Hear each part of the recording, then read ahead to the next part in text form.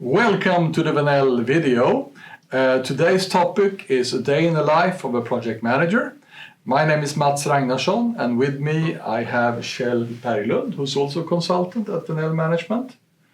And Kjell, you have been active project manager for quite some time. Yes, I have. Nice to be here, by the way, Mats.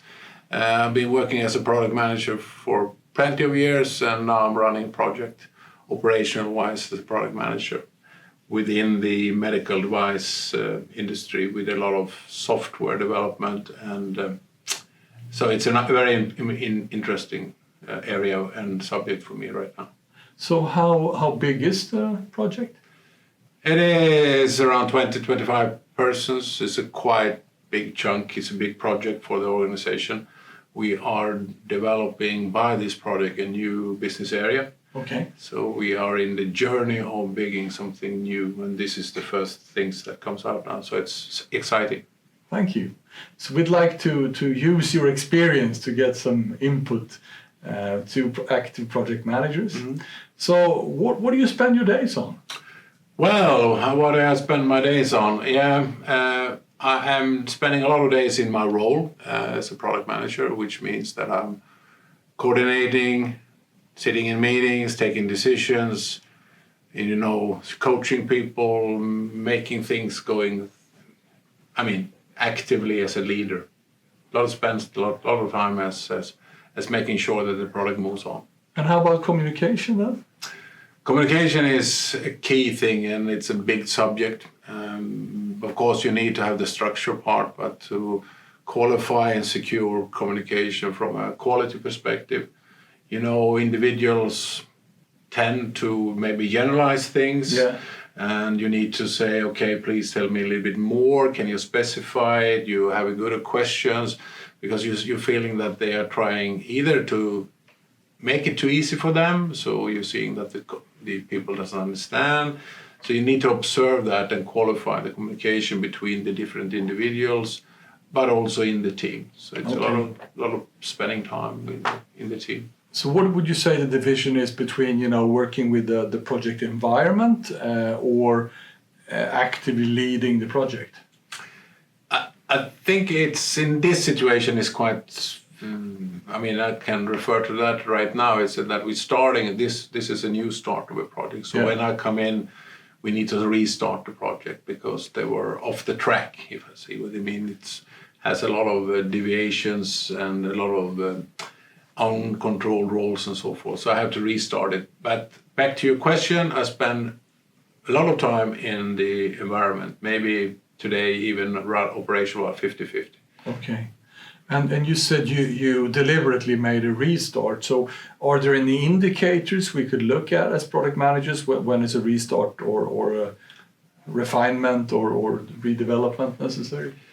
Yes, it's a lot of indications. People maybe making up their own stories. Having their own stories. If you talk to different people, there are different places. They can't see the context, the holistic part. They don't see how their parts come together. There are different perspectives on time, so they don't know where they are in time, and a lot of signals. And you have a differential between management expectations and product expectations. So expectation and trust, to be honest, is loose ways. Yeah. And then you have to pull the trigger, and that is hard. Yeah. You need to say, okay, it's time to do something else in another way, or in this case we restructure the project. Okay. So there is a academic thesis work made by Andreas Nilsson that is called Project Management in Practice, and there he says that a lot of work in projects when he follows project managers in their work life is about coping with change, participating in meetings, and protecting the project people or participants in this environment. Have you seen any of that? Or? Yeah, everything of it in a kind of mixed. Even during a day, you can see this, and to understanding is important. So you need to have some pedagogic views. You need to one of the questions I've been struggling with, how much should I understand in comparison to the people who's going to do the job? And here you have to rather stimulate the people that are going to do the job so they understand, and make sure that they understand. I don't have to understand all the details. Okay. Because he says that basically it's 3 areas that the product manager works with, and one is sense making, one is organize, and the other is timeliness. And you're talking about the sense making, and there he says that it's making sure the project makes sense for the individuals, but also that we have the same understanding. Yeah. So we get together, get the same understanding, and then it starts diverting again, and then we get together again. So how often do you have these coordinating meetings? Yeah, we are structured in the way, let's start with that. We are structured in the way with Scrum teams. We're having 3 Scrum teams, and then we're having Scrum of Scrum. So we're working with Agile as a principle, but we also have a coordination team, because the coordination between the Scrum teams has to be done somewhere, and then we have a product meeting where we have all the Scrum masters and other people involved. There we focus on the coordinations a lot and make sure that these things are so that these are happening occasionally, but principally once every 14 days. Okay. And how about the timeliness? How is it to cope in a world where you never have as much time as you need somehow? Yeah, I think we sometimes as a product manager stimulate people if you are very time pressed, if you are working hard and making sure that you're stressed, it's gonna show up for others. So you need to think about your own behavior, and as a leader you need to structure it up and get some sense of it.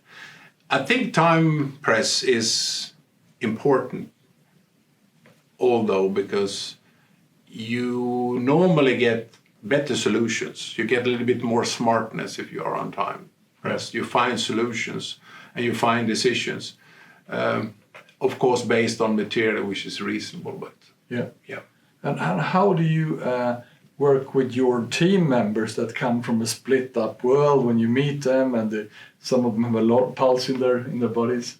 What do you do? I usually having a kind of check-in, and not saying that we should have a check-in, but I let some subject be on the table which has a general interest. Maybe I let them talk to each other on a certain subject which is outside what we actually do. Just to get them, sit down, cool out. It takes 5-10 minutes, and if I have that ground, then I stop and say, now we start a meeting, and now we are here, and then I try to slowly get them into the picture. Yeah. So what would you say are based on your experience and the key areas we should focus on as product managers? I think there is, of course, a lot of what strikes me during this period now, which I've been out, is first of all, keep your role. Make sure that the conditions around yourself and in the project works. Don't start running to do things which other has responsibility for. Don't help people too much. Make sure that where the responsibility is, it should be. Of course, you should support them, you should help them, and you should work with the conditions, which means make sure, and then of course be interesting and inspire people. And if you're having a problem, and if it's a structural problem, it will not be better, okay? So you need to stop. And you need to have a stop in the project. And you need to restart somehow. Could be an adjustment, but it could also be a full restart. And sometimes you maybe have to pull the plug and say this is not the right road, because this is our role to make sure that those decisions is taken. Okay. And what about decisions there? How much do you work with decision making? And I work a lot with that. You have different type of decisions, and my view is that you should principally try your mandate. What I mean with that is you should take a lot of decisions, and people is asking you for taking the decisions. So you take the mandates? I take the mandate. It will not fly in. It will not come to you automatically. You need to work with it. And sometimes you can have a lot of mandates, sometimes you will not, because people are interesting from management to be on top of it. But principally, I'm taking the mandate. However, sometimes you need to escalate. Yeah, and how do you do then when you escalate? Do you just stay passive, or do you take part there also? No, I'm not very, but I'm driving the process because I'm eager to take out the decision. So we prepare for the decision. We take out alternative consequences and recommendations.